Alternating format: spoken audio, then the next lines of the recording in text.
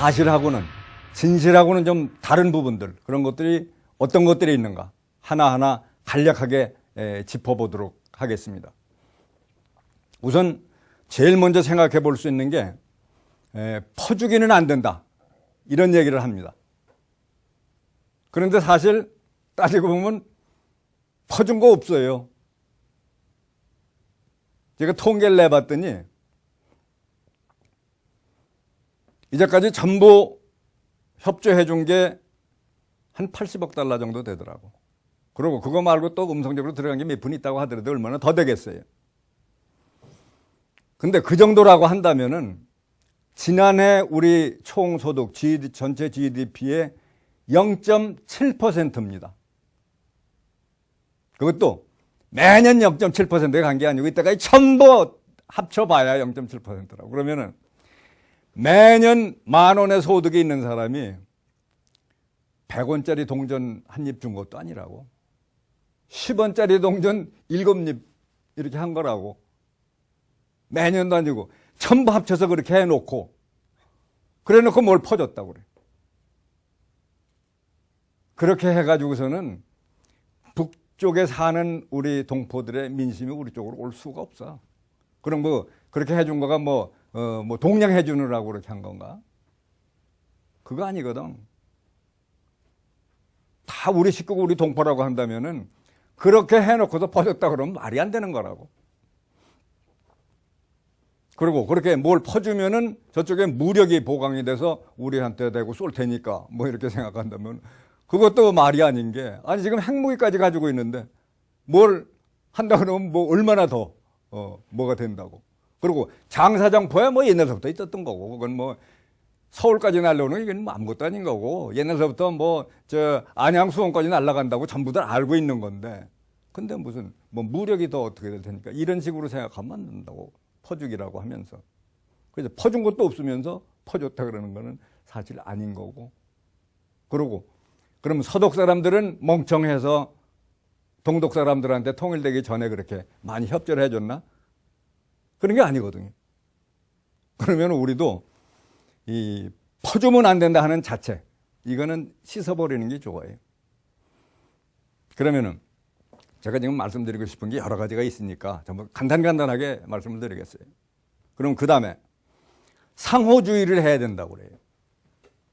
그러니까 내가 뭘 하나 하면 넌 그거에 대해서 반대급부가 한번 와야 되고 눈에 보이게 가시적으로 해야지, 내가 왜 너한테만 먼저 하느냐, 그건 나 싫어, 이런 식으로 하면 안 돼. 저쪽에 전체적인 경제적인 능력은 이쪽에 40분의 1이라고. 그런 상황에서 내 1대1로 가지고 따지느냐고. 그리고 그 목표가 우리가 상거래만 한다고 한다면은, 그러면 그렇게 생각해도 좋아. 사업을 하는데 1대1로 다 주고받고 해야지. 그렇지만은 그거에 더해서 우리는 통일까지 가야 된다라고 한다면은 그런 식으로 접근하면 안 된다고. 뭐 상호주의는 무슨 상호주의야. 그리고 뭐 유연한 상호주의가 뭐야. 그 앞에 어떤 수식어가 붙더라도 그건 그거라고. 황장의 별인 사람이 여기 와가지고 뭐 인본주의 주체사상을 얘기하다 갔대. 그럼 주체사상 아닌가? 앞에 그 수식어 붙여봤자 아무 쓸모 없는 거라고. 그 사람이 하던 건 죽을 때까지 주체사상 여기서 전파하다 간 거고, 그 본체를 봐야지.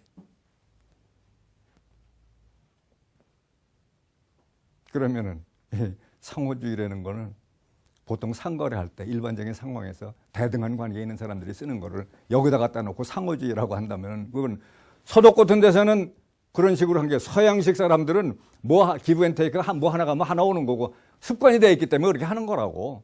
그렇지만 우리 경우는, 우리는 동양 사람이고 우리는 전부를 총체로 계산해 가지고 지금은 이렇게 하고 나중에는 이렇게 되더라도 결국에 가서는 이게 바람직하다 하면 우리는 할 수 있는, 동양하고 서양하고는 완전히 하는 방식이 틀린 건데, 저쪽에 하는 걸 뭘 배워가지고 와가지고 상호주의를 해야 된다 뭐 어쩐다 그러는 건 조금 빗나간 거다, 이렇게 말씀을 드릴 수밖에 없어요.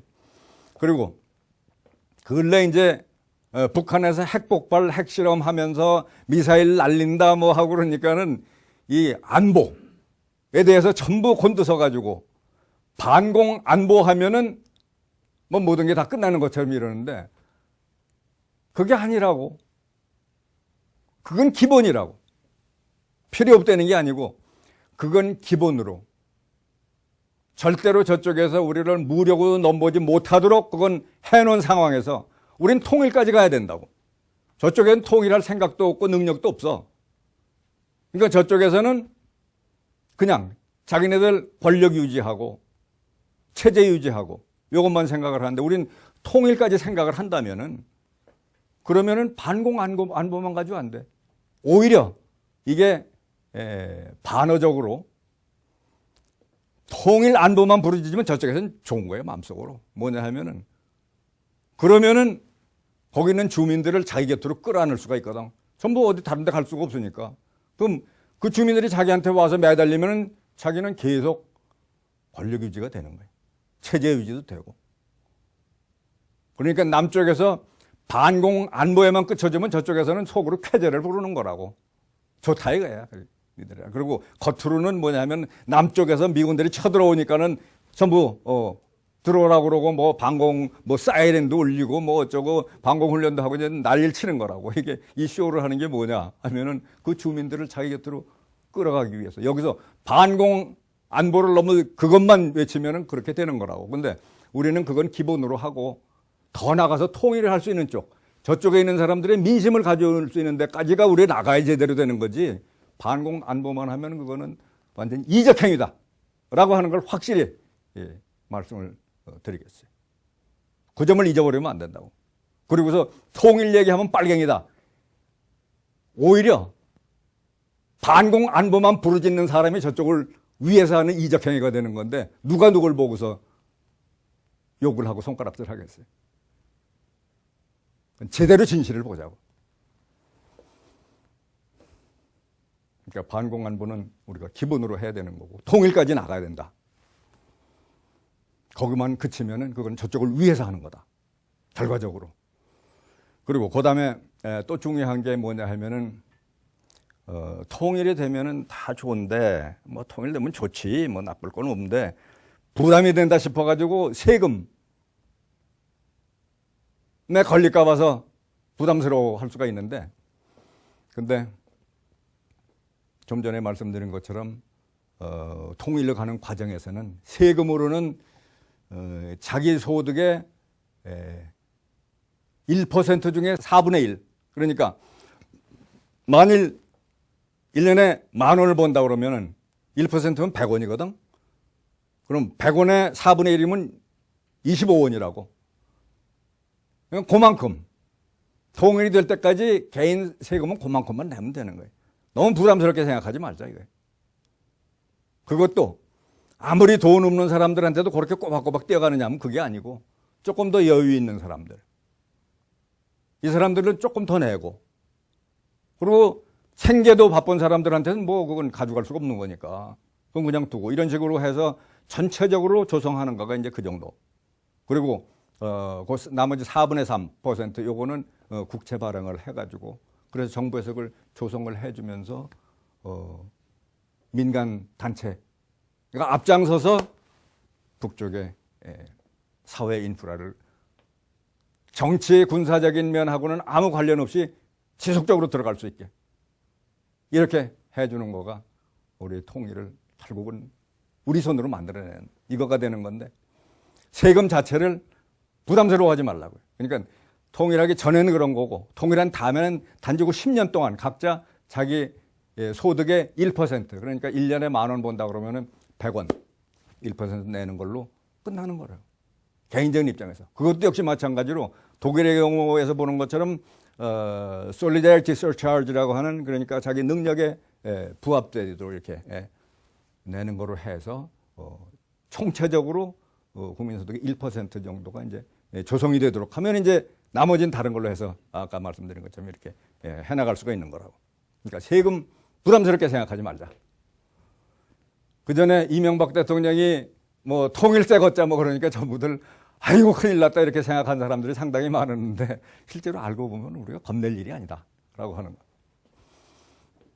그 다음에 또 우리가 생각할 수 있는 거가 통일이 되면은 다 좋은데 그렇지 않아도 지금 일자리가 어려운데 통일되면 북쪽에 있는 사람들이 모두 내려오면은 그럼 우리는 어떻게 하느냐? 더 힘들지 않느냐? 이렇게 생각하는 사람들이 많이 있어요. 근데 이건 절대로 그렇지가 않다. 뭐냐 하면은 통일이 되면 오히려 사람이 모자라는 거지 일자리가 모자라는 게 아니에요.